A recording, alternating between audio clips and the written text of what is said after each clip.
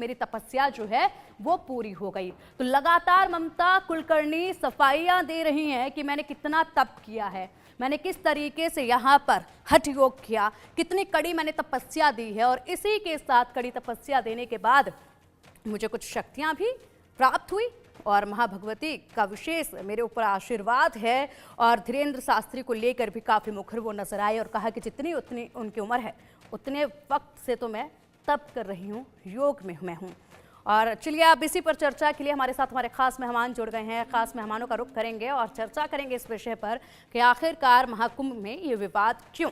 महामंडलेश्वर स्वामी शैलाशानंद गिरी जी हमारे साथ हैं, हिंदू धर्म गुरु हैं। बहुत बहुत स्वागत है आपका। और साथ ही हमारे हैं आचार्य डॉक्टर मोहित शुक्ला जी, हिंदू धर्म गुरु हैं, और डॉक्टर सपना शुक्ला जी, ये भी हिंदू धर्म गुरु हैं। सपना जी बहुत स्वागत है आपका इंडिया न्यूज़ पर। और हिंदू धर्म गुरु डॉक्टर साध्वी विश्वरूपा जी हैं। विश्वरूपा जी बहुत स्वागत है आपका इंडिया न्यूज़ पर। चर्चा इस पर करेंगे और सबसे पहले हम बात करेंगे यहाँ पर महामंडलेश्वर स्वामी शैलाशानंद गिरी जी से। शैलाशानंद गिरी जी बहुत बहुत प्रणाम आपका इंडिया न्यूज़ पर, बहुत स्वागत है आपका। विवाद एक छिड़ा हुआ है और ऐसे में अब ममता कुलकर्णी को लेकर तो लगातार ये विवाद बना हुआ है, बहुत सारे आरोप लग चुके हैं, बहुत सारी प्रतिक्रियाएं सामने आ चुकी हैं।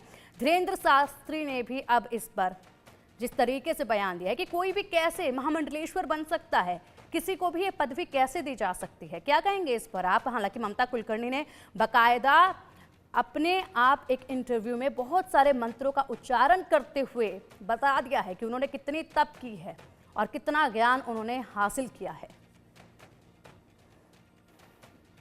देखिए, एक स्पष्ट बात मैं आपको बताता हूँ कि 2004 तक मैं एक किसी राजनीतिक दल के अंदर रहा।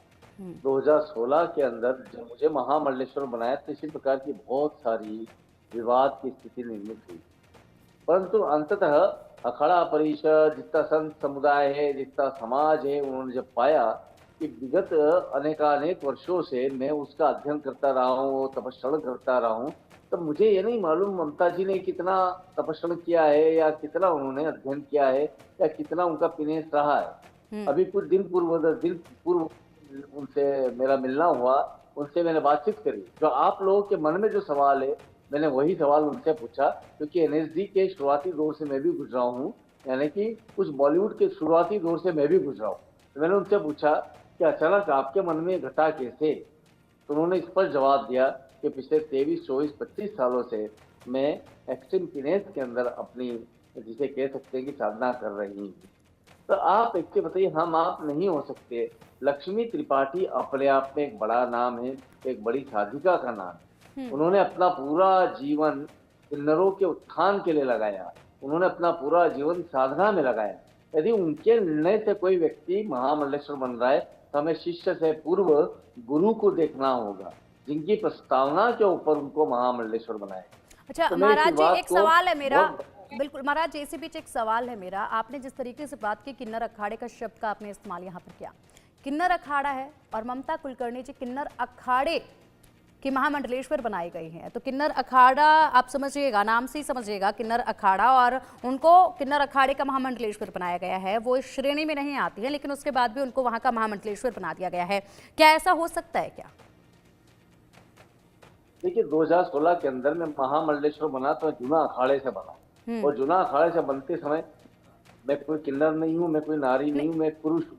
और उस दौरान भी मैंने किन्नर अखाड़े का पुरजोर समर्थन किया कि अश्वनाग समर्थन करना और किन्नर अखाड़े का महामंडलेश्वर बनना तो महाराज जी थोड़ा अलग बात है ना। बस वो नियम समझना चाहते हैं कि किन्नर अखाड़ा एक अलग अखाड़ा, किन्नर अखाड़ा, और उसमें अगर ममता कुलकर्णी जी जाती हैं जो श्रेणी में नहीं आती हैं और उनको महामंडलेश्वर बनाया जाता है। मैं सिर्फ जो नियम होते हैं किसी भी अखाड़े के, मैं वो जानना चाहती हूँ। किन्नर अखाड़े के क्या जो नियम है, क्या उनके अनुरूप ठीक है या फिर सिर्फ किन्नर ही महामंडलेश्वर बन सकते थे?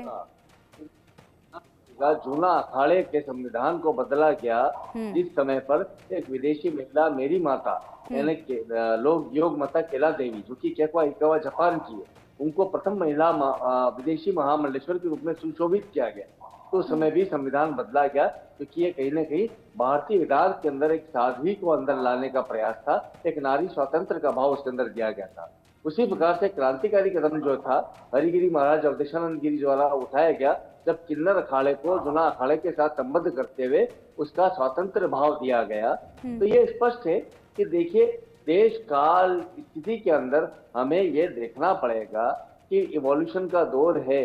इस दौरान हमें कई सारे लोगों को लाना पड़ेगा। मुझ जैसा व्यक्ति जो कि एक अभिनेता रहा, क्रिकेटर रहा, गायक रहा और नेता रहा, उसके बाद में मैं महामंडलेश्वर बना। तो जब मुझ पर भी विवाद उठा तो गतवा 12 साल के अंदर अंदर, 8-10 सालों के अंदर अंदर लोगों को समझ में आ गया कि मैं कौन हूँ। तो हमें इसको इस भाव से सोचना चाहिए कि किसके हृदय का परिवर्तन कब आता है, यह हम आप निर्णय नहीं ले सकते हैं। अंगुलीमाल भी साधु बन सकता है, तो ये तो एक सामान्य सी एक अभिनेत्री महाराज जी, थी। जब आप तो मैं ये नहीं महामंडलेश्वर कह रहा बने थे उस वक्त आपने कितने सालों की तपस्या की थी? 12 साल तक मैं निरंतर रूप से बाहर रहा था जीवन से, सामान्य जीवन से। उन 12 सालों का एक एक दिन था मेरे पास में, जिसे डेली डायरी लिखना कहते हैं ना, वो डेली डायरी मैंने लिखी हुई है कि मैं कहाँ पर था, किस जगह क्या, और उसके साक्ष्य हैं। तो मुझे ऐसा लगता है कि ममता जी के पास साक्ष्य होंगे, उनके पास में अनुभव होगा, उसके आधार पर ही लक्ष्मी जी जो कि बेहद व्यापक ज्ञानी है, मैं उनको महामंडलेश्वर पदवी। ठीक है महाराज जी, ठीक है, ठीक है, ठीक है महाराज जी, मैं आऊंगी आपके पास। विश्व रूपा जी के तरफ हम जाना चाहेंगे। विश्व रूपा जी, यहाँ पर विवाद जो है ममता कुलकर्णी को लेकर या फिर कहीं यामाई ममता नंद गिरी जी को लेकर थमने का नाम नहीं ले रहा है, और ऐसे में ये सवाल था मेरा कि किन्नर अखाड़े में क्या कोई भी आम व्यक्ति भी जाकर महामंडलेश्वर बन सकता है क्या? बहुत जल्दी से इसका जवाब दीजिएगा, फिर एक और सवाल है मेरा। जी पिंकी जी, ऐसा हमारी तो संज्ञान में नहीं है, क्योंकि किन्नर अखाड़ा किन्नरों की ही सुरक्षा और उनके उत्थान के लिए बनाया गया है। परंतु अगर जो ये हो रहा है, मैं तो इसके बिल्कुल खिलाफ ही बात करूंगी, क्योंकि मुझे हजम नहीं हो पा रही है कि किस प्रकार, क्योंकि धर्म को कहीं ना कहीं ऐसी बातें कमजोर कर रही हैं। हम कहीं ना कहीं हम सभी पर छीटाकशी होती है कि ममता कुलकर्णी से आयशा बेगम से यमाई ममता नंद गिरी जी, तो कहीं ना कहीं हम सभी घेरे पे आ जाते हैं कि कोई अच्छा काम कर रहा होगा। तो ऐसा बिल्कुल नहीं है। अब चाहे आप टीवी पे बैठ के मैंने ये साधना की, मैंने तप किया, मैंने संन्यास किया, कोई भी कह सकता। आप भी बोल दीजिए, आपको कौन रोक रहा है? ये बात तो आप भी कह सकती है ना। परंतु महाराज श्री ने जैसे बताया कि साक्ष्य होने चाहिए, और यहाँ एक बात बहुत अटपटी मुझे लगी। बड़ी सम्मानित हैं हमारी लक्ष्मी त्रिपाठी जी, महामंडलेश्वर आचार्य जी, परंतु आप ये देखिए, क्या महामंडलेश्वर का पद ऐसे ऑफर किया जाता है? कोई बनना ना चाहे, अगर वो इतनी ही तपस्वी है, इतनी ही काली माँ का रूप है उनमें, तो वो उनमें ये इच्छा क्यों है? किसी पद की इच्छा ही क्यों? बिल्कुल बिल्कुल। और अब वो कह रही हैं। हाँ जी जी बिल्कुल। यहाँ पर मैंने उनका एक, हाँ ठीक है, आप अपनी बात पूरी कीजिए। जी, जैसे अभी मैंने उनका एक बयान भी देखा था कि मैं महाकाली का रूप हूँ, मुझसे घबराना चाहिए, मुझसे डरना चाहिए। वो बड़ा प्रचंड रूप दिखा रही थी। बिल्कुल ठीक तो है विश्व रूपा जी, इसी बात पर मैं आ रही थी, बिल्कुल इसी बात पर मैं आ रही थी। उन्होंने ना केवल ये कहा, उन्होंने ये भी कहा, यहाँ पर सवाल है मेरा महाराज जी आपसे, शैलेशानंद गिरी जी आपसे मेरा एक सवाल है महाराज जी। देखिए यहाँ पर एक बयान में उन्होंने कहा है, ममता जी ने जिस तरीके से कहा है, उन्होंने ये कहा है अपने बयान में कि जब यहाँ मौनी अमावस्या का स्नान हो रहा था, अमृत स्नान हो रहा था, उस वक्त मैं जाना चाहती थी। सुबह 4:30 बजे मैं उठ गई थी, लेकिन मुझे मना कर दिया गया, मैं जा नहीं पा रही थी। मेरे लिए रथ तैयार नहीं थे, मेरे लिए छतरी तैयार नहीं थी, मैं वहां बैठकर रो रही थी। मैंने पूछा कि मुझे चाय तो मिल जाएगी, तो कहा कि जो चाय देता है आपको वो भी शाही स्नान के लिए निकल गया है। ऐसे में सब चले गए थे मेरे आंखों के सामने से, और मैं बस बैठ कर रो रही थी क्योंकि मुझे आने नहीं दिया जा रहा था। और मैं अमृत स्नान, जो कि खुद अमृत है, उसको ही अमृत स्नान नहीं करने दिया जा रहा था। ऐसे में जिस शक्ति की मैंने आराधना की, वो शक्ति नाराज हुई, और उसके बाद फोन आया कि हम लोगों का अमृत स्नान जो है वो यहाँ पर स्थगित हो गया, और हम लोग 10 किलोमीटर पैदल चलकर वापस आ रहे हैं। याद है ना आपको क्या हुआ था? अमृत स्नान के वक्त पर, मौनी अमावस्या के दिन में भगदड़ मची थी, लोगों की जान चली गई थी। उस वक्त वो ये कह रही हैं कि मेरे को फिर बाद में फोन आता है, क्योंकि मेरे को उन्होंने दुखी किया, इसलिए उनका भी अमृत स्नान जो है वो स्थगित हो गया। क्या ये कहना शोभा देता है? क्या ये कहना ठीक है क्या? और उसके बाद जब आज अमृत स्नान हुआ, तो आज के अमृत स्नान में वो नजर नहीं आई। आज तो उन्होंने स्नान किया ही नहीं। महाराज जी जी बिल्कुल शोभा नहीं देता पिंकी जी।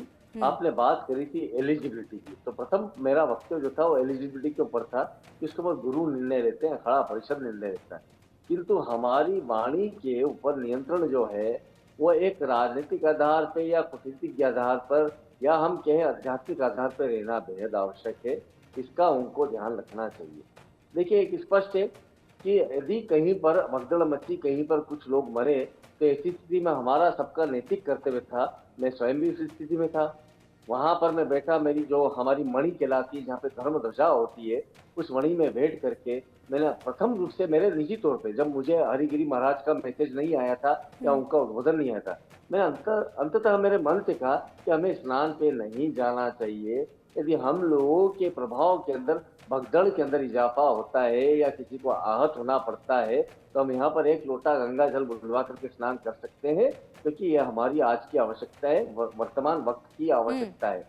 तो देश काल परिस्थिति के अनुरूप जो सायुज्य होता है, जो सामंजस्य होता है, जो सहजता होती है, जो सरलता होती है और जो बुद्धिमत्ता होती है, वो हमें निर्णय लेना चाहिए। यही संत की निशानी बिल्कुल है। महाराज जी, उस लेकिन तरह यहाँ के पर वीर जिस तरीके से ममता कुलकर्णी जी को पदवी दे दी गई है, श्री यामाई ममतानंद गिरी जी बना दिया गया है, उनको नाम दे दिया गया है, महामंडलेश्वर उन्हें बना दिया गया है, वो यहाँ पर ये कह रहे हैं कि किसी भी वजह से रुका हो, मुझे दुखी किया इसलिए अमृत स्नान रुक गया। वाकई में बहुत पीड़ादायक बयान लगा ये मुझे तो। और ऐसे में चलिए आप रुक करेंगे मोहित जी का। आचार्य डॉक्टर मोहित जी भी हमारे साथ जुड़े हैं। मोहित जी, क्या कहेंगे आप इस पर?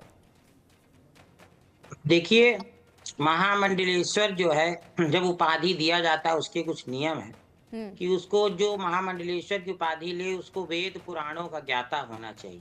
पहली बात, संस्कृत का उसको ज्ञान होना चाहिए, उसके पास शास्त्री और आचार्य की उपाधि होना चाहिए, और उसको ब्रह्मचारी होना चाहिए, उसको ब्रह्मचर्य का पालन करने वाला होना चाहिए, इंद्रियों पर संयम होना चाहिए। और एक कोतवाल होते हैं किसी भी अखाड़े में, वो उनको ये नियुक्त किया जाता है, या वो किसी प्रतिनिधि को भेजकर या स्वयं जाकर संबंधित उस क्षेत्र के थाने में और अन्य थानों में जहां से उस व्यक्ति के लिंग को पता करते, उसके खिलाफ कोई मुकदमा तो दर्ज नहीं है, किसी प्रकार की FIR तो नहीं है, अर्थात कहने का उसका चरित्र बिल्कुल बेदाग होना चाहिए। तो इस प्रकार से किसी पे राष्ट्रद्रोह का मुकदमा हो या अन्य प्रकार का कोई मुकदमा हो, ऐसा व्यक्ति को महामंडलेश्वर नहीं बनाया जा सकता, ये नियमावली है। तो इस प्रकार की बातों को ध्यान में रखते हुए महामंडलेश्वर बनाया जाता है। और ये अन्य जो सन्यासी हैं जिन्होंने सन्यास ले रखा है, उन सबसे श्रेष्ठ जो होता है वो महामंडलेश्वर होता है। यानी जो मंडल का, जो समूह का जो ईश्वर है, स्वामी है, वो महामंडलेश्वर होता है। उसको इस उपाधि से सुशोभित किया जाता है। ये धर्म की प्रधान उपाधि है और मनुष्य प्रति में धर्म के लक्षण बताए गए हैं, और जो महामंडलेश्वर होते हैं उनमें लक्षण होने चाहिए। धृति, क्षमा, दमो, अस्तयम, शौचम, इंद्रिय निग्रह, धीर, विद्या, सत्यम, अक्रोधो, दशकम धर्म लक्षणम। कि धैर्यवान होना चाहिए, उसमें क्षमाशीलता होनी चाहिए, इंद्रियों पर नियंत्रण होना चाहिए, मन को दमन करने की इच्छा होनी चाहिए। अगर मतलब चाय पीने की इच्छा हो रही तो चाय पीने की इच्छा को वो शांत कर सके। अगर उसके मन कर रहा रसगुल्ले खाने का, तो रसगुल्ले के पीछे ना भागे, उसका मन के अंदर इतना नियंत्रण की इच्छा होनी चाहिए। अगर भोजन नहीं भी मिला तो भी चल जाएगा, एकाहार करके भी सन्यासी रहते। तो इसलिए फल खाने और शुद्ध शाकाहारी भोजन कर सकता है सन्यासी। उसको तामसिक आहार बिल्कुल नहीं लेना होता, मादक पदार्थों से बिल्कुल रहित होना चाहिए, सत्य का पालन करने वाला होना चाहिए, बुद्धि माने बुद्धि, बुद्धिमान होना चाहिए, क्षमाशीलता उसके अंदर होना चाहिए, क्रोध नहीं होना चाहिए, और अस्ते मतलब चोरी करने का जो प्रवृत्ति उससे बिल्कुल दूर होना चाहिए, चाहे वो शास्त्रों की चोरी हो, चाहे वक्तव्य की चोरी हो, चाहे साहित्य की चोरी हो, धन की चोरी हो। और इस प्रकार के धृति, क्षमो, दमो, स्तयम, शौचम, इंद्रिय निग्रह, धीर, विद्या, सत्यम, अक्रोधो, दशकम धर्म, ये धर्म के 10 लक्षण जो आंतरिक है। देखिए, बाहर से गेरुआ कपड़ा पहन लेना कोई भी पहन लेगा, मैं भी पहन लूं तो क्या मैं सन्यासी हो जाऊंगा? नहीं, मैं सदगृहस्थ हूं तो सदगृहस्थ ही रहूंगा। मैं परिवार के साथ रह रहा हूं, मैं कह दूं गेरुआ कपड़ा पहन लूं मैं सन्यासी हो गया, तो ऐसे नहीं होता। मुकुट पहन लेने से कोई राजा नहीं हो जाता। तो इस प्रकार से वस्त्र के तो केवल एक जैसे वर्दी होती है, उसी प्रकार के प्रतीक है कि आप जो है संत हैं, सन्यासी लोग समझ जाएं। मगर जो धर्म कहता है, जो हमारा बिल्कुल मोहित जी, बिल्कुल मोहित जी, केवल भगवा रंग पहनने से और रुद्राक्ष की माला धारण करने से कोई भी संत नहीं बन जाता है, और ना ही किसी के भी पाप धुल जाते हैं, और ना ही यहाँ कोई सीधा भगवान से संपर्क करके धमकियां दे सकता है। ऐसे में आप डॉक्टर सपना शुक्ला जी के पास हम जाना चाहेंगे। सपना जी, बहुत स्वागत है आपका इंडिया न्यूज पर। बागेश्वर धाम के पीठाधीश्वर धीरेन्द्र शास्त्री जी ने कहा कि ऐसे ही किसी को भी पदवी नहीं देनी चाहिए, पदवी सिर्फ उसी को देनी चाहिए जिसमें संत या साध्वी का भाव हो। इसके जवाब में जो ममता कुलकर्णी जी ने बयान दिया और कहा कि इन्हें डरना चाहिए और ऐसे में धीरेन्द्र शास्त्री जी को अपने गुरु के पास पूछना चाहिए, गुरु से पूछना चाहिए, क्योंकि उनके गुरु के पास दिव्य दृष्टि है। उनसे पूछे कि ममता कुलकर्णी कौन है। क्या कहेंगे इन बयानों पर आप? जी, हम ये कहेंगे कि ममता कुलकर्णी जी ने जो धीरेन्द्र शास्त्री जी से बोला कि मैं 23 सालों से, जितनी उनकी उम्र है उतने सालों से तपस्या कर रही थी, तो उन्होंने कभी भी किसी को बताया नहीं कि वो तपस्या कर रही है, कि वो शास्त्र की नॉलेज ले रही, कि वो क्या कर रही हैं। वो तो बिल्कुल फिल्मी दुनिया से हट के और अपनी आम जिंदगी जी रही थी। उन्होंने कुछ भी नहीं बताया और उन्होंने ये भी बोला कि हमको जबरन ये पदवी दी गई है। तो इसके लिए तो ये देखिए, महामंडलेश्वर बनना बहुत बड़ी एक उपाधि है, जो उनको नहीं लेने का मन था और उनको दी गई। वो नहीं लेना चाहती थी, जबरदस्ती, जैसे वो बता रही हैं, जबरन उनको दिया गया। और धीरेन्द्र शास्त्री जी ने जो बोला वो बिल्कुल सही बोला। इसके लिए उनको बचपन से नियम का पालन करना चाहिए और सन्यास का जो भी है सारी उनको पता होना चाहिए कि कैसे रहते हैं सन्यासी लोग। पहले तो देखिए बॉलीवुड में उन्होंने इतना सब कुछ किया हुआ है, अपना गानों के उनके एक मतलब गाने उन्होंने ऐसे ऐसे दिए हैं और फिर एकदम से उनके अंदर विरक्ति आ गई और वो अपना सब तपस्या बताने लगी कि मैं तपस्या कर रही थी इतने साल से। तो उनको बताना चाहिए था ना, वो पहले भी। ये थोड़ी ना होता है कि एकदम से आप आके एकदम से बोलो कि मेरे अंदर सन्यास विरक्ति जागृत हो गई और मैं जो सन्यासी बन गई हूँ या मैं महामंडलेश्वर बन गई हूँ। ये जो उन्होंने बोला, और अगर आप उनके जो गुरु जी हैं धीरेन्द्र शास्त्री जी के, उनसे भी अगर बात करेंगे तो वो यही बताएंगे। और धीरेन्द्र शास्त्री जी क्यों पूछेगी, क्योंकि उनके गुरु जी को भी तो पता होगा कि ये बॉलीवुड से जुड़ी रही और उन्होंने क्या क्या किया हुआ है और इनके ऊपर देशद्रोह का मुकदमा भी लगा हुआ है। इनकी बिल्कुल छवि अच्छी नहीं है और यही उनके गुरु जी भी बताएंगे। बिल्कुल बिल्कुल सपना जी। और शैलाशानंद गिरी जी, जिस तरीके से महाराज जी यहाँ पर बातें सामने आ रही हैं, ऐसे में उन्होंने कहा कि मेरे सारे अकाउंट फ्रीज हैं। अब उनके पास इतनी शक्ति है कि अमृत स्नान में वो नहीं जा पाई तो अमृत स्नान स्थगित हो गया, लेकिन उनके जो अकाउंट फ्रीज हैं उनको लेकर वो कुछ नहीं कर पाई। देखिए, ये उनका निजी जीवन का क्या वक्तव्य मुझे नहीं मालूम, लेकिन आप ये तो सोचिए, क्या जिस तरीके से उनके लगातार अब बयान सामने आए हैं, क्या वो बयान सही हैं? आप उन बयानों से सहमति रखते हैं क्या? मैं सिर्फ ये जानना चाहती हूँ महाराज जी। जी, मैं असहमत हूँ। उनके अंदर गंभीरता का अभाव है। मैं उनकी साधना तपस्या के ऊपर कोई टिप्पणी नहीं कर सकता, क्योंकि वो और उनके गुरु के बीच का निजी मामला है। बिल्कुल महाराज जी, अब आप कह रहे हैं कि अभी बहुत सारे उनमें कमी है। आपने ये कहा ना अभी कि हाँ मैं सहमत नहीं उनके बयानों से, और उसके बाद फिर आप ये भी कह रहे हैं कि लक्ष्मी नारायण त्रिपाठी जी ने अगर किसी को ये पदवी दी है तो वो बिल्कुल सही है, क्योंकि वो खुद बहुत ज्ञानी हैं और खुद बहुत मान्य हैं। तो फिर कैसे, मतलब आपको गलती नहीं लगती क्या यहाँ? तो गुरु के मध्य के संबंधों के अंदर शासन प्रशासन या समाज का कोई भी प्रतिक्रिया क्रिया की आवश्यकता नहीं है। सवाल ये उठता है कि उनकी जो तत्व है वो उनका गुरु जानते होंगे, हम आप नहीं जान सकते, हम बाहर के लोग बाहर बैठे हैं। अब ऐसी स्थिति के अंदर उन्होंने कोई तपस्या करी है, कोई तपस्या करा है और उसके आधार पर लक्ष्मी त्रिपाठी ऐसी ज्ञाता ने उनको महामंडलेश्वर की उपाधि दी है, तो उसके ऊपर प्रश्नचिन्ह उठाने वाला मैं नहीं होता, समाज कोई नहीं होता। हाँ, ये बात सही है कि उनकी जो सार्वजनिक प्रतिक्रिया है, जो सामाजिक प्रतिक्रिया है, उससे मैं भी असहमत हूँ, जो कि मैंने आपके सामने स्पष्ट किया। यदि आपके गुरु ने किसी योग्य माना है तो आपके साधना के आधार पर माना है और आपके सामाजिक ज्ञान के आधार पर ही माना है।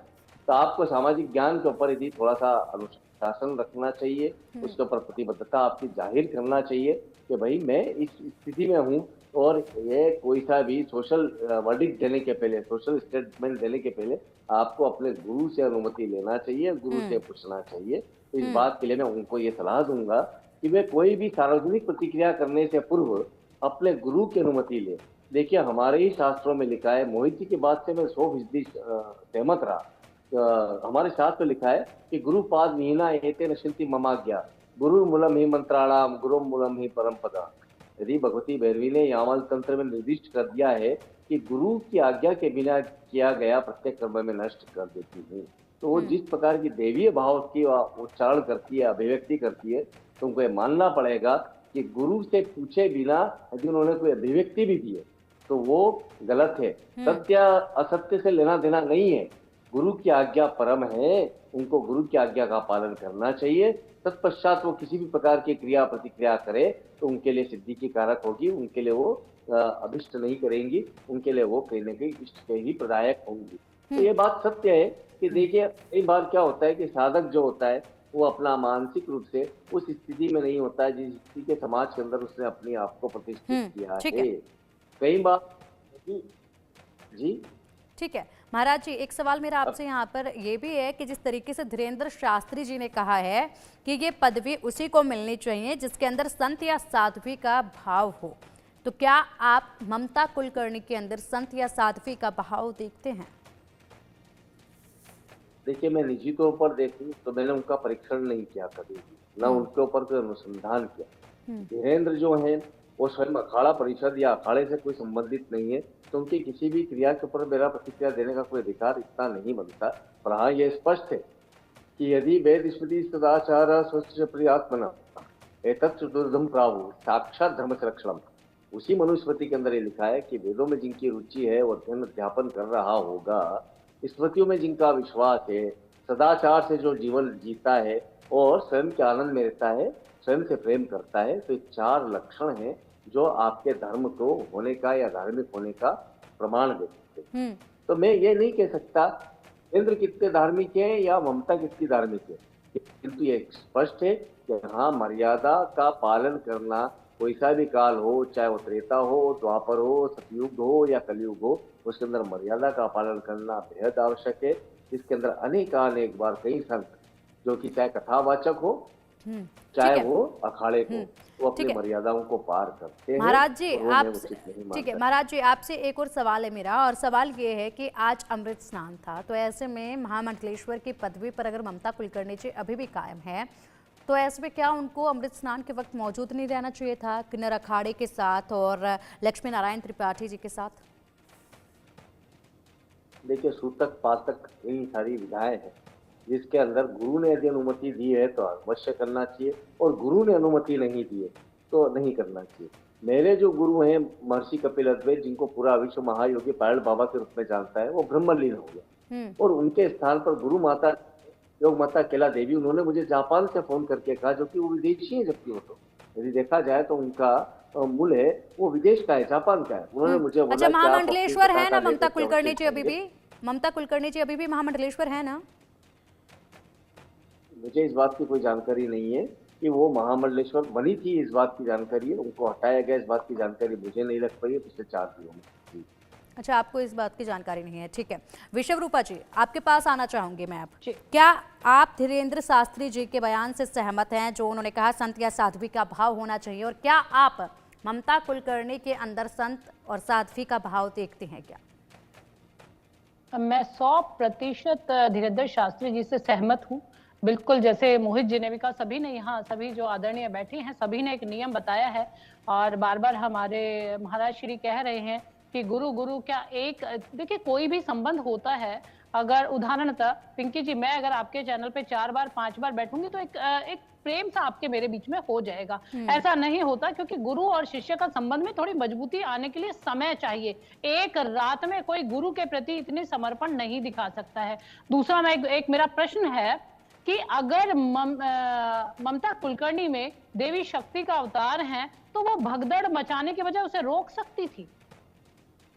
बिल्कुल, लेकिन वो तो कह रही है कि मुझे आहत किया, जो खुद अमृत है उसे आहत किया। ये मेरे साथ गलत हुआ, मेरे साथ गलत हुआ तो मैंने ऐसा कर दिया, ये शक्ति ने ऐसा कर दिया। आप स्वयं जानिए, क्या वो इसकी जिम्मेदारी ले रही है? इतनी जो दर्दनाक मौतें हुई, क्या उनकी जिम्मेदारी ले रही है? बिल्कुल, ये बहुत पीड़ादायक है, बहुत ही बेहुदा, बहुत ही पीड़ादायक और बेहुदा बातें हैं। उन्हें गंभीर होना चाहिए, क्योंकि मैं मानती हूँ महामंडलेश्वर रहे ना रहे, परंतु वो एक अपने आप को तपस्वी बताती हैं इतने वर्षों की, क्योंकि वो कह रहे हैं 25 सालों से तपस्या करी, पर पीछे तो मैं देख रही थी 2014 या 15 में उन पर 2000 करोड़ ड्रग्स सप्लाई करने का केस लगा था। फिर उन्होंने बताया मैं आयशा, उनके बयान बार बार बदल रहे हैं। कभी वो विक्की गोस्वामी की बहन बनती हैं, कभी उनकी पत्नी बनती है, कभी धर्म परिवर्तन करके शादी कर लेती हैं, तो वो थोड़ा खुद ही कंफ्यूज हैं। और हमारे धर्म में इतनी जो निर्मलता है, सहजता है कि लोग कुछ भी बोलते हैं, कुछ भी कह देते हैं कि हम स्वयंभू बन जाएंगे और हम ईश्वर स्वरूप हो जाएंगे। लोगों को थोड़ा सा बोलेंगे तो लोग डर जाएंगे। हमारे धर्म को भय से जोड़ना शुरू कर दिया ऐसे लोगों ने। तो मैं तो कहूंगी कि अभी उन्हें समय रहते संभल जाना चाहिए। और कभी कभी ठीक है, आचार्य जो लक्ष्मी त्रिपाठी जी हैं बहुत सम्मानीय हैं, बहुत ज्ञान है उन्हें, परंतु कभी कभी ऐसी स्थिति आ जाती है कि गुरु से भी ऐसी कुछ गलतियां हो जाती है, समय रहते उन्हें मान लेना चाहिए। बिल्कुल। और तो जिस मेरा तरीके तो बिल्कुल जिस तरीके से विश्वरूपा जी उनके बयान जब लगातार सामने आए तो उन्होंने खुद ये कहा कि मैंने 12 साल ब्रह्मचार्य का पाठ किया, ये भी बात उन्होंने कही। हालांकि लगातार जब उनकी प्रोफाइल देखी जाए तो वहाँ कहीं ना कहीं वो अभी नॉर्मल पिंकी जी जिंदगी आप में देखिए, काफी छोटी सी एक्टिव बात थी। मैं और कहना चाहूंगी। नहीं, मैं अपने भाव बता रही हूँ कि कल तक मैं उनके पोस्टर देख रही हूँ, नेकेड न्यूड फोटो देख रही हूँ मैं, फोटोशूट। आज मैं उनको गुरु मान के उनके चरण छूने में मेरा मन तो नहीं मानेगा। एकदम हम उन्हें गुरु और ईश्वर समान कैसे मान सकते हैं? क्योंकि कुछ समय चाहिए, कुछ आचरण में बदलाव चाहिए। मैं कहती हूँ निश्चित रूप से उन्होंने तपस्या की होगी, परंतु कुछ समाज के सामने कुछ समय वो खुलकर पहले किसी अखाड़े से जुड़ती, किसी को गुरु धारण करती, उनकी सेवा करती, धीरे धीरे जो परिवर्तन सबको नजर आता तो निश्चित रूप से हम बहुत स्वागत करते हैं उनका। परंतु जो पैराशूट की लैंडिंग थी ये किसी को हजम ना होगी और ना होने वाली। बिल्कुल। और इसलिए लगातार इस पर विवाद घिरता जा रहा है और सवाल कई उठते जा रहे हैं। मोहित जी, आपके पास आना चाहेंगे, क्या ऐसा होता है कि जब हम साधना में होते हैं, जब हम तपस्या कर रहे होते हैं, जब हम हठ योग कर रहे होते हैं, अलग अलग तरह के क्रियाओं से हम गुजर रहे होते हैं, तो क्या उस वक्त खान पान को लेकर भी कोई परहेज होता है? हालांकि उन्होंने कहा कि जब मैं एकदम तपस्या में थी उस वक्त मैंने खाना नहीं खाया 3-3 महीने तक। उस वक्त मैंने 15-15 दिन तक, 5-5 दिन तक मैंने पानी नहीं पिया, उन्होंने ये कहा। उसके बाद मुझे दर्शन हुए शक्ति के। तो ऐसे में यहाँ पर अगर बात की जाए तो हाल ही में दिसंबर महीने में 2024 में न्यू ईयर के वक्त पर वो कुछ अलग तरह के खाने का भी आनंद ले रही थी। तो इस पे जानना चाहूंगी किस तरीके से तपस्या होती है, खाने को लेकर क्या पाबंदियां होती हैं, क्या खा सकते हैं क्या नहीं खा सकते, ये भी कोई नियम होता होगा ना? ये जैसे जिस प्रकार की आप साधना कर रहे हैं, जो जैसे सामान्यतः साधना में जो नियम होता है एकाहार, एक समय भोजन किया जाता है, एक समय फल इत्यादि ग्रहण किया जाता है। फल है, दुग्ध से बनी चीज, ये सब ग्रहण किया जाता है। मैंने जब तपस्या करी 8 महीने तो मैंने एकाहार करके ऐसे किया। और जब मैं 10-11 मेरी धर्म में बड़ी आस्था हुई तब मैंने 9 दिन तक उपवास किया और मैं इसने शाम को 2 लौंग और 1 लोटा जल पी के नवरात्र में 9 दिन उपासना करी। अब मैं उस पर महामंडलेश्वर बन जाऊं और फिर मैं सबसे बताने लगूं, मैंने तो आज आपके पूछने पे बताया, नहीं तो इसके पहले हमने कभी कहा ही नहीं। तो अगर किसी को कोई सिद्धि होगी, दर्शन होगा या तप उसने किया, सबको बताएगा नहीं कि देखो बिल्कुल। देखो। अब ये मैं भी आपसे पूछना चाहती थी, मैं भी आपसे पूछना चाहती थी, क्योंकि अक्सर कहा जाता है कि भगवान जो करता है अच्छे के लिए करता है, भगवान कभी भी अपने भक्तों का बुरा नहीं करेगा। लेकिन जो उनके बयान सामने आए वो कहती हैं कि सिद्धि का बिल्कुल मेरे सामने आई, मैंने उनसे बात की, मेरी बातें सुनी गई, और उसके बाद अगर मुझे कोई कुछ भी कहता है, मेरे खिलाफ कोई कुछ भी कहता है, तो ऐसे में वो शक्ति नाराज हो जाती है, चंडी नाराज हो जाती है और उसके बाद उस व्यक्ति का कुछ ना कुछ हो जाता है। वो अपने केस के ऊपर भी बातें कर रही थी, जिसने उनके खिलाफ उनका केस में नाम खींचा था, उनको लेकर भी यही बातें वो कर रही थी। ऐसे में क्या वाकई में ऐसा होता है क्या? क्योंकि आप सब वही हैं जिन्होंने तप किया है, यज्ञ किया है, साधना की है, तो ये जानना चाहती हूँ क्या इतना ज्यादा अहंकार भी होता है क्या? देखिए, अभी मैं सुन रहा था कि जैसे उन्होंने कहा कि हमें चाय नहीं दिया और हमारे छत्र नहीं लगाया इसलिए वहां घटना हो गई, ऐसा भी कुछ कहा। बड़ा ही अत्यंत दुखद ये बात है। जो व्यक्ति ऐसा कह रहा है और उसके ऊपर तो मुकदमा भी दायर हो सकता है कि मतलब ऐसी बात कहना कि इतने लोगों की मृत्यु हो गई है। अब अत्यंत दुखद है, हम सब लोग उसके लिए खेद व्यक्त कर रहे हैं, मन से दुखी हैं। और बताइए कि तमाम अखाड़ों ने अपना स्नान रद्द कर दिया। शंकराचार्य जी रो रहे थे, कह रहे थे कि मुझे भूखा मैं रहता, मैं भोजन नहीं करता पूरे दिन, मुझे पता नहीं चल पाया मैंने क्यों भोजन कर लिया। मैंने उनको देखा, जो हमारे योगी जी मुख्यमंत्री जी रो रहे थे, उनको मैंने रोते देखा। इतने सब लोग दुखी। और अभी एक दिन जो महामंडलेश्वर बन गए वो लोग कह रहे हैं कि हमारे साथ अनिष्ट हो, बुरा किया इसलिए ऐसा हो गया। तो कितना मतलब देखिए ये गलत बात है। और कितना ऐसी वाणी नहीं बोलना चाहिए कि जो किसी की मृत्यु पर आप हंस रहे हैं और आप अपने को महामंडलेश्वर कह रहे हैं, मतलब संत कह रहे हैं। एक संत का मतलब है जिसके स्व का, अहंकार का अंत हो गया हो, वही संत है। किसके अंदर अहम ही ना हो, और जिसमें आपने भी प्रश्न यही किया कि भाई अहंकार होना क्या अच्छी बात है। मैं कह रहा हूँ जिसमें अहंकार ना हो, जिसके स्वा का अंत हो गया, वही तो संत है। स्वाहा जब कहते हैं तो हम आहुति देते हैं कि हे प्रभु मैं अपने अहम का नाश कर रहा हूँ। यज्ञ करते हैं, जीवन भर यज्ञ करते करते जब ये स्वा का अंत होता तभी तो व्यक्ति संन्यास की ओर जाता है। तो ये इस प्रकार की बातें कहना कि भगवान नाराज हो जाते हैं तो ऐसा कर देंगे, मेरे साथ ऐसा हुआ तो ऐसा कर देंगे, ये बातें जो कहता है ईश्वर सब एक दिन प्रकट कर देते हैं। ईश्वर किसी के वशीभूत नहीं हो सकते, ईश्वर किसी के अंतर्गत नहीं हो सकते, वो सबके हैं और सबके रहेंगे। जितने भी संसार में नर और नारी हैं सब उनकी संतानें हैं। आर्य माने ईश्वर, आर्य माने ईश्वर की संतान, ये वेद में कहा गया। तो वेद में प्रभु कहते हैं कि मैं पूरे संसार का जगत पिता हूँ, परम पिता है वो, और कोई एक व्यक्ति विशेष के अनुकूल वो नहीं होते। और प्रभु जब किसी से वार्ता करते हैं तो ऐसे नहीं करते, वो अंतर प्रेरणा करते हैं। और जो संत ऋषि हुए, महान पुरुष हुए, उनको जो ईश्वर की वाणी जिन्होंने सुनी, वो अपनी आत्मकथा में लिखते हैं कि मुझे भीतर आत्मा से साक्षात्कार प्रभु का होता। प्रभु का जो मिलन का सबसे उत्तम स्थान है वो आत्मा, आत्मा की भी जो आत्मा है इससे वो परमात्मा है। ठीक है। तो जो आत्मा के भीतर प्रभु के अंतर आत्मा से जब ध्यान समाधि अवस्था में ऋषि होते हैं, अष्टांग योग दर्शन है पतंजलि का, उसमें जो समाधि अवस्था तो उसमें व्यक्ति पहुंचता है तो समाधि अवस्था में प्रभु अंतर आत्मा से प्रेरणा करके वार्ता करते, और इस तरह नहीं करते जैसे हम आप कर रहे हैं। वो उनकी प्रेरणा होती, जैसे जिसको को प्रेरणा हुई और उन्होंने वेदादि सप्त शास्त्रों का ज्ञान दिया। ठीक है। सपना जी, आपके पास आना चाहूंगे। जिस तरीके से मोहित जी ने यहाँ पर बखूबी बताया किस तरीके से चीज़ें होती हैं, कैसे साधना में पालन चीज़ों का किया जाता है, किस तरीके से मन के भाव को शांत रखना होता है, अहंकार को ख़त्म करना होता है। ऐसे में सपना जी आपसे जानना चाहूँगी, क्या आपको लगता है कि लक्ष्मी नारायण त्रिपाठी जी से कुछ गलती हो गई है महामंडलेश्वर चुनने में? जी बिल्कुल, उनसे गलती हुई है। उन्होंने बहुत बड़ी भूल कर दी है, क्योंकि एक ऐसी महिला को बनाया महामंडलेश्वर जिसके अंदर अहंकार कूट-कूट के भरा है, जो दूसरों की मृत्यु पे भी अपनी रोटियां सेक रही कि हमारे साथ ऐसा किया गया तो इसके लिए ऐसा हुआ है। कितने लोग मरे, कितने बच्चे अपने माता-पिता से बिछड़ गए, कितने बच्चों को कितना कष्ट झेलना पड़ा। जो छोटे-छोटे बच्चों के साथ भी गलत होते हुए को भी बोल रहा है कि मेरे साथ गलत हुआ, मेरा शाही स्नान नहीं हुआ, या मेरे लिए शोभा यात्रा नहीं निकली, छत्र नहीं आया, इस वजह से ऐसा हुआ है। माता जी रुष्ट हो गई हैं। जो माता जी को आगे रख के अपनी पूरी बात कर रहा है तो वो बहुत ही गलत है, और उनसे एक बहुत बड़ी गलती हो गई इन महिला को, ममता कुलकर्णी को महामंडलेश्वर बनाने में। ठीक है। शैलेशानंद गिरी जी, आपको भी लगता है लक्ष्मी नारायण त्रिपाठी जी से गलती हुई है महामंडलेश्वर का पद देने में, पदवी देने में और ममता कुलकर्णी का चयन करने में? और अगर गलती हुई है तो किस तरीके से इसको सुधारा जाएगा? देखिए, किसी को महामंडलेश्वर बनाने की अपनी एक विधि है, एक अपनी प्रक्रिया है, अपना एक तपस्रण है। उसके बाद उसकी एलिजिबिलिटी निर्धारित होकर के उसको महापुरुष विजया होम करके फिर उसको महामंडलेश्वर बनाया जाता है। मुझे ये जरूर लग रहा है कि उनको यदि महामंडलेश्वर बनाया गया तो उसके पश्चात उनको और ज्यादा तपस्रण के लिए कुछ न कुछ ट्रेनिंग, जिसे कह सकते हैं तपस्रण की एक मॉड्यूल दे करके उनको भेज देना चाहिए। तो शायद उन्होंने भेजा होगा तभी वो नहीं आएंगी।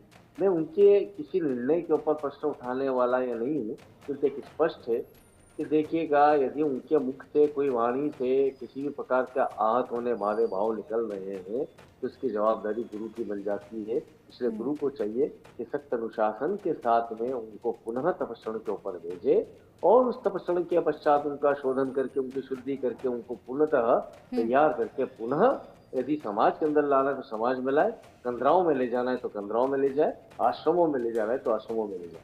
ये उनको देखना होगा। तो एक स्पष्ट है कि लक्ष्मी जी बेहद सुनियोजित, बेहद सुव्यवस्थित व्यक्तित्व के रूप में मैं उनको अभी तक जानता आया हूँ, और मैं जानता हूँ तो वो निश्चय ही इस प्रकार की कोई बात करेंगी, ऐसा मेरा विश्वास है। ठीक है।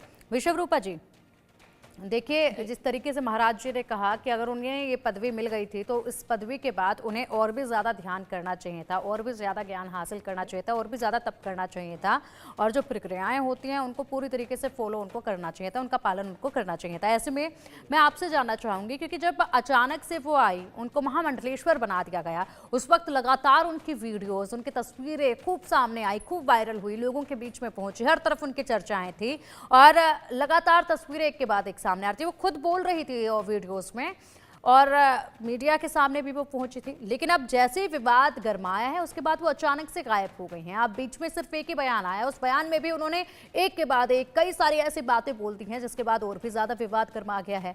कहाँ चली गई हैं वो अचानक से, जब वो आई है महाकुंभ में? क्योंकि लगातार कहा जा रहा था कि बिग बॉस का कोई शो नहीं है कि 1 महीने के लिए आप आए उसके बाद चले गए। वो जब आई है यहाँ पर, महामंडलेश्वर की पदवी उनको मिल ही गई है, तो पूरे महाकुंभ तक वो क्यों नहीं नजर आ रही है अब, कि अभी से वो सनातन का प्रचार करने के लिए चली गई हैं? बिल्कुल बिल्कुल पिंकी जी, देखिए जो एक धर्म गुरु होता है, जो आध्यात्मिक संत होता है, वो एक योद्धा होता है। वो किसी भी स्थिति में डरकर नहीं भागता, उसे डटे रहना चाहिए।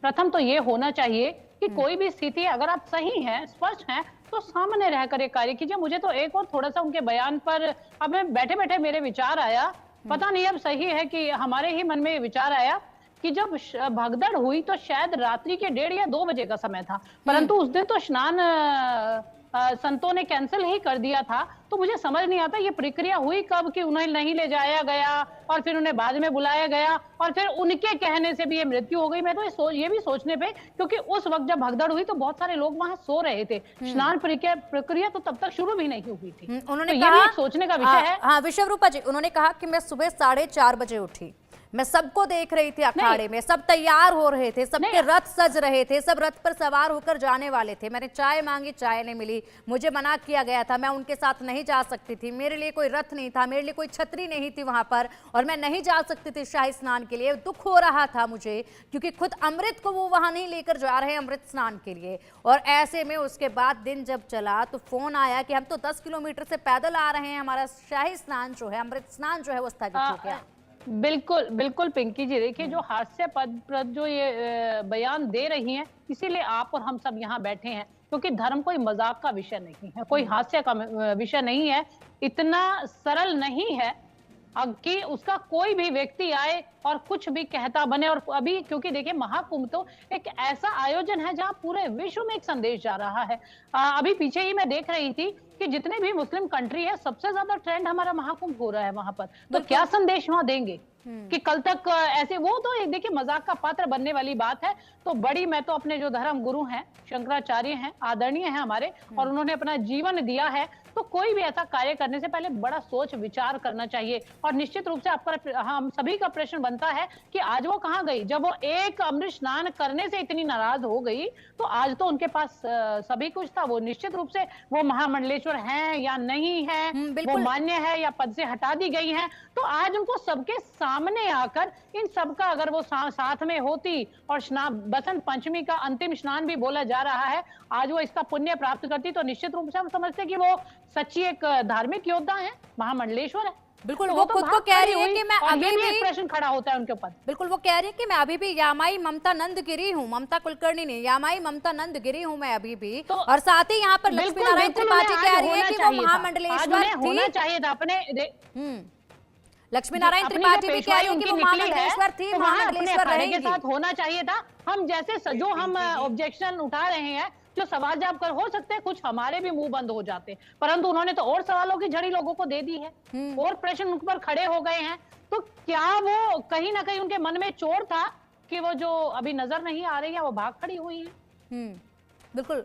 और जिस तरीके से लक्ष्मी नारायण त्रिपाठी भी ममता कुलकर्णी को लेकर कह रहे हैं कि वो महामंडलेश्वर थी, महामंडलेश्वर रहेंगी, लेकिन वो सबके सामने आ नहीं रही हैं। अभी तस्वीर बिल्कुल सामने नहीं है, क्योंकि महाराज जी भी कह रहे हैं कि मुझे खुद नहीं पता है कि वो महामंडलेश्वर अभी भी है या नहीं है, या उन्हें पद से हटा दिया गया है। महाराज जी ने भी यही कहा है।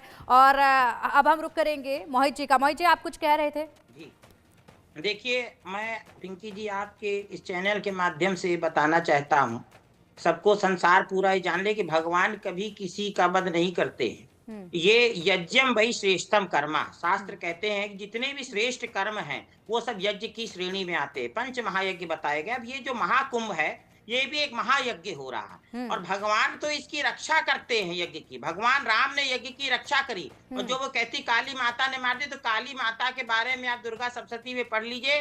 जब देवी ने काली माता का रूप धारण किया तो असुरों का नाश किया, और दुष्टों का नाश भगवान करते हैं। भगवान कभी भक्तों के प्राण नहीं लेते हैं। और चाहे कुरान पढ़ लीजिए, चाहे बाइबल पढ़ लीजिए, उसमें भी लिखा है कि शैतान जो है वो हमेशा भक्त जनों को, अच्छे लोगों को पीड़ित करता है, और ईश्वर, अल्लाह, खुदा जिसे वो कहते हैं गॉड, वो हमेशा रक्षा करने के लिए उनकी पवित्र शक्तियां, उनके फरिश्ते आते हैं। तो इस महाकुंभ की रक्षा भी ईश्वर के दूत, ईश्वर की शक्तियां, पवित्र शक्तियां कर रही हैं, ईश्वर की शक्तियां कर रही हैं।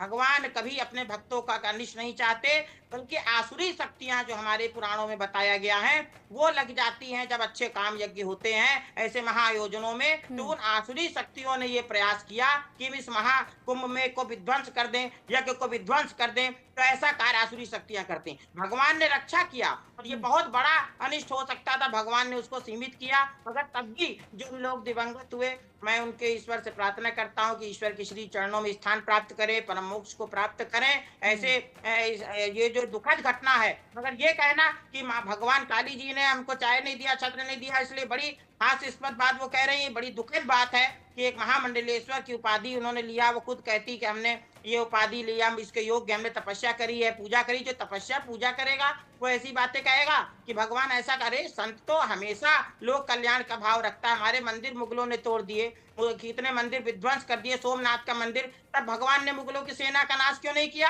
तब क्यों नहीं काली माता नाश किया? क्योंकि भगवान जो है वो किसी का नाश नहीं करते, कभी किसी को दंड नहीं देते ऐसे। अच्छा जैसा वो बोल रही मोहित हैं। जी, आपको पता है क्या कि ममता कुलकर्णी जी या कहीं यामाई ममता नंदगिरी जी क्या अभी भी महामंडलेश्वर की पदवी पर है? क्योंकि ये किसी को भी पता नहीं है, इस पर सवाल अभी भी उठ रहे हैं। तो क्या आप जानते हैं क्या वाकई में वो अभी भी पदवी पर है या नहीं है? क्योंकि महाकुंभ में तो अब नजर नहीं आ रही है, शाही स्नान भी उन्होंने नहीं किया, अमृत स्नान भी उन्होंने नहीं किया है। अब जिसके जो संस्थापक थे उन्होंने ही उनको निष्कासित कर दिया है, और एक विवाद बड़ा उठ गया है महाकुंभ में इनको लेकर कि जो देखिए सन्यासी बनने कोई विवाद नहीं है, कोई भी व्यक्ति सन्यासी, मगर महामंडलेश्वर की जो उपाधि दे दिया गया है वो एक बड़ी उपाधि है, उसको लेकर विवाद शुरू हो गया। और जो विवाद हुआ तो वो खुद ही घबरा गई, आज जैसा आपने अभी बताया कि वो आई नहीं आज के तो स्नान में, तो इसलिए उनको खुद ही शर्मिंदगी हो रही है कि हमने ये क्या जो है कृत्य कर दिया। और जो व्यक्ति ऐसी उपाधियां ले लेगा योग्य होकर, उसको उपहास का ही वो पात्र बनेगा। इसलिए मैं बार बार कह रहा हूँ कृपया करके जो लोग योग्य ना हो, वो योग्यता में ना, वो ऐसी उपाधियों को, उच्च उपाधियों को ना ले। बिल्कुल बिल्कुल मोहित जी, बिल्कुल, क्योंकि सवाल यहाँ पर जिस तरीके से अभी खड़े हो रहे हैं, ऐसे में यहाँ किस तरीके से जो श्रद्धालु हैं, जो जन